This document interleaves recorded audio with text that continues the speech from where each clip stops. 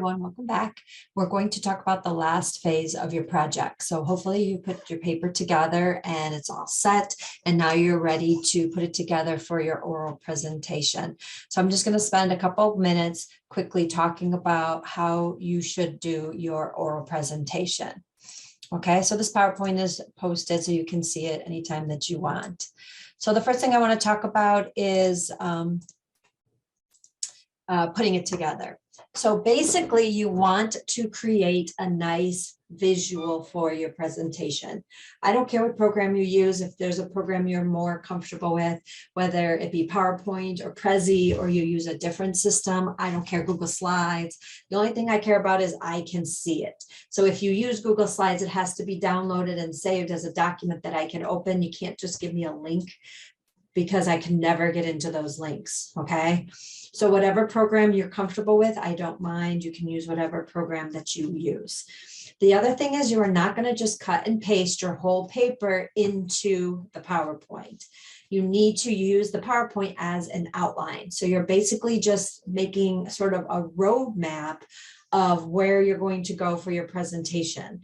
It should just be bullets. It should be just general information. And then you should have note cards or notes with you. You're going to say a lot more things than are on your slides. Your slide is just an outline, and then you speak a lot more of the information in your oral presentation. You want to make it interesting. Use colors, use pictures, use graphics. I'm going to show you a sample one that I created, just like the framework you can use to create yours, but you're going to add colors, you're going to add graphics. You're going to make it interesting to your readers, and you're not going to overload the information on your slides. If you have too much information on a slide, break it into 2 slides with small amounts of information. Okay. And the last thing is proofread, proofread, proofread. You need to proofread, because you have to be able, or you should not have any spelling or grammar errors on your presentation. It creates a very bad image when you have those types of errors. Okay. Now, you want to break your presentation down into 3 distinct parts. So you want a distinct beginning, a distinct middle, and a distinct end. Okay. So you want to say where you're going to give them a preview of where you're going. You're going to give them the information, and then you're going to conclude and reflect. So 3 distinct parts. So the first part is your beginning. This should only be about 5 to 15% of your presentation. You're going to introduce yourself. You're going to introduce your topic, why you picked it. You're going to provide a little brief definitions if there's some words that they need to understand, and some brief history, so they have the groundwork, the base that they need to understand what your topic is when you go to the middle part. So this is laying your foundation for your project. And then your hypothesis. So although this was a lot of your paper in your phase 3, you're going to summarize it quickly and just give an overview of your topic to your audience. Then the middle of your paper, the project presentation, is going to be your data analysis. So you're going to talk about what you wanted to collect, how many surveys you wanted, what your survey was asking, why you asked that, who you were looking to survey. And then you're going to talk about how many you got. And then you're going to talk about what they told you, what you learned from your survey. Okay, so you want to pick out the most important parts. What are the things that you learned the most from your research? What were the most influential or persuasive to you? Use transitions and keep it moving from part to part. And then you want some sort of strong wrap up. So you want a nice conclusion. So you said where you're going, you talked about your data, and then you want a conclusion.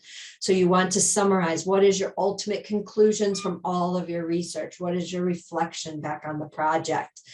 You can use some humor. You can use some videos. You can use whatever you need. You want to make it interesting, okay? But your ending is going to be strong or upbeat sort of conclusion to your project. So like I just said, know your audience, make sure you have distinct parts, make sure it's interesting. You can use personal testimonies, little videos, whatever you want. Video should be short, little clips to make your presentation interesting. Okay, and then you're going to get started on making your video.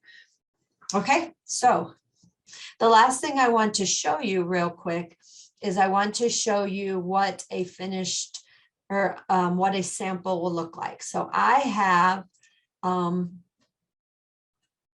I have created a sample PowerPoint for you.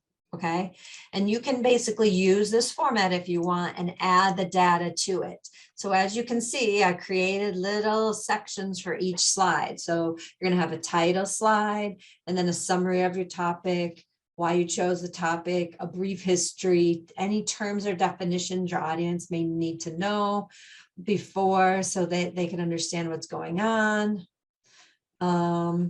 Stakeholders, force field analysis. And so you can see the different areas that should be in your paper.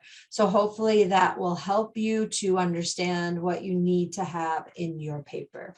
Okay, that is posted under phase 10. So if you want to see that and open it, I don't care if you use it as your base, you're going to change colors, you're going to add pictures, you're going to spruce it up, but you can use that as your reference when you're creating your PowerPoint.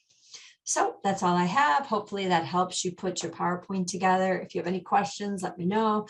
I'll be happy to work with you on putting it together. I'll see you soon.